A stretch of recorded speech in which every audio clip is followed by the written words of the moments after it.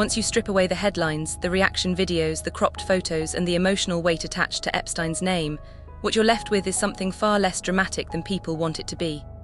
One brief encounter, one visit, no accusations, no follow-up, no paper trail that leads anywhere darker. And yet, that didn't stop the narrative from forming. What makes this situation different from past rumor cycles is the source. This time, it wasn't tabloids or gossip blogs reviving old suspicions. It was a federal document release.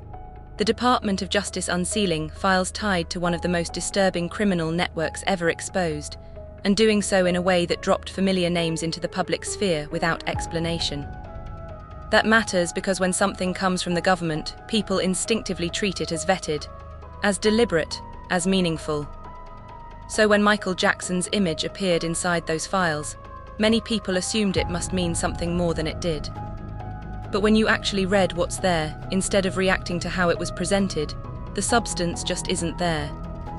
There is no accusation attached to Michael Jackson's name in the Epstein files. Not hidden, not implied in text, not buried in testimony. His name doesn't appear in flight logs. It doesn't appear in pilot statements. It doesn't appear in visitor lists to Epstein's Island. It doesn't appear in any document alleging criminal behavior.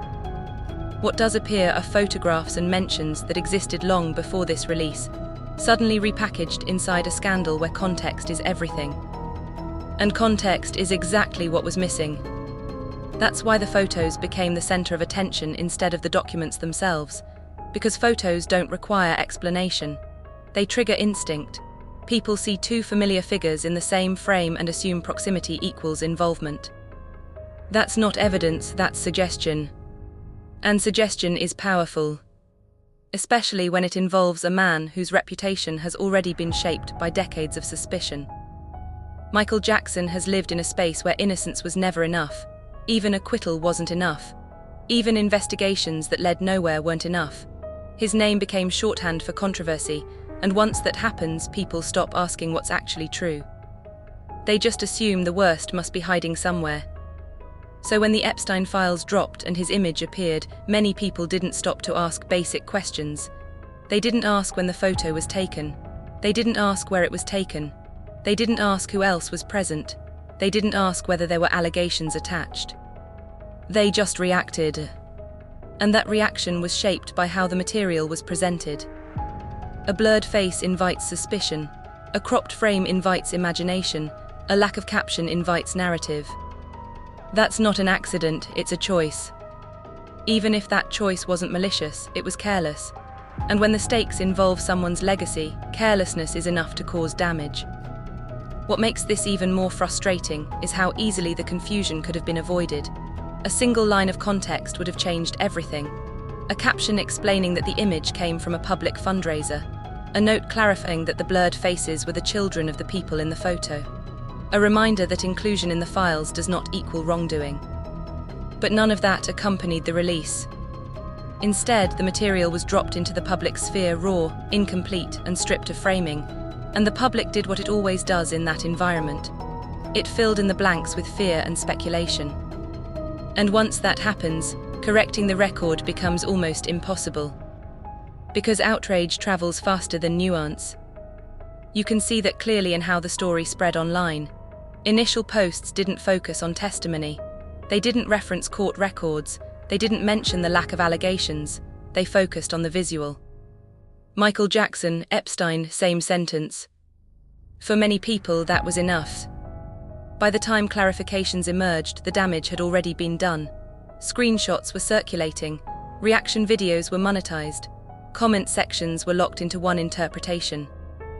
And that's how a misleading narrative becomes reality for millions of people. Not because it's true, but because it's repeated. This is why the witness testimony matters so much, even though it received far less attention. Johanna S. Joberg's sworn statement is not ambiguous. She did not accuse Michael Jackson of anything inappropriate. She did not say he participated in Epstein's abuse. She did not describe any misconduct. Under oath, she stated that nothing happened. That should be the end of the story.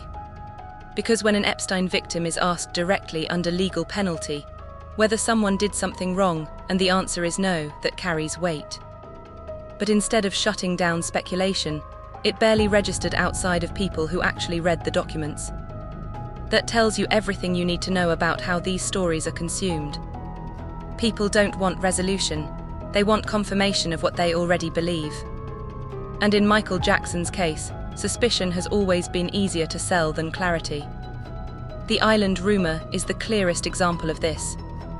Despite zero evidence, despite the absence of flight logs, despite years of scrutiny during the most hostile period of Michael's life, people still jump straight to Epstein's island the moment his name appears anywhere near the scandal. That's not rational, that's conditioning. If Michael Jackson had ever been to Little St. James, it would have been exposed immediately. Especially during the 2000s, when tabloids, prosecutors, and media outlets were actively searching for anything that could be used against him. There would be a flight record, a pilot statement, a witness, something. There is nothing. And yet the rumor persists, because it fits the narrative people expect. That's how misinformation survives even in the face of documentation. So when you remove the island myth, remove the implication from the photos, remove the lack of context from the document release, what you're left with is a very ordinary explanation. A financially stressed artist looking at real estate. A wealthy financier presenting himself as someone with solutions. A single meeting that went nowhere. And a name that later became toxic. None of that is criminal. None of that is secret.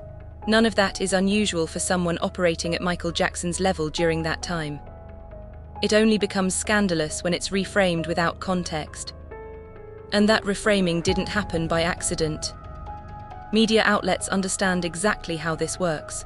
They know that pairing Michael Jackson's name with Epstein guarantees clicks. They know that they don't have to make an explicit accusation. They can let implication do the work. A headline doesn't have to say someone is guilty. It just has to place two things next to each other and let the reader connect imaginary dots. That's why so many headlines used phrasing like, Michael Jackson appears in Epstein files, instead of Michael Jackson mentioned without allegations. The first invites suspicion, the second kills the story. And when engagement is the goal, suspicion wins. What gets lost in all of this is that Epstein's crimes don't need amplification through unrelated names. They are horrific on their own.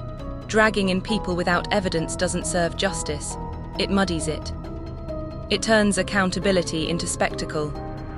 And in that spectacle, someone who can't respond becomes the easiest casualty.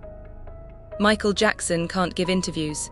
He can't clarify timelines. He can't sue for defamation. He can't correct the record. All he has is the paper trail he left behind. And that paper trail does not support the narrative being pushed. One meeting, one photo, no accusations, no follow-up, no involvement. That's not a scandal, that's guilt by association. And guilt by association has always been the laziest way to rewrite a reputation.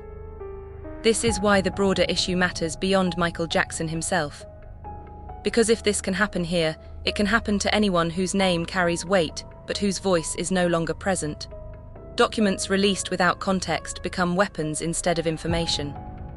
Transparency without responsibility isn't transparency at all, it's provocation. And until releases like this are handled with care, the public will keep mistaking implication for truth. Michael Jackson's legacy is already complex.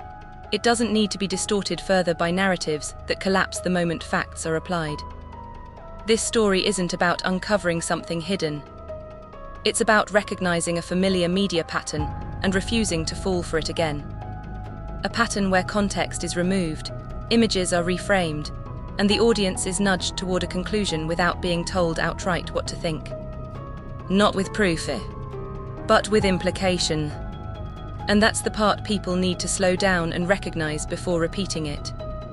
Because once implication replaces evidence, truth doesn't stand a chance.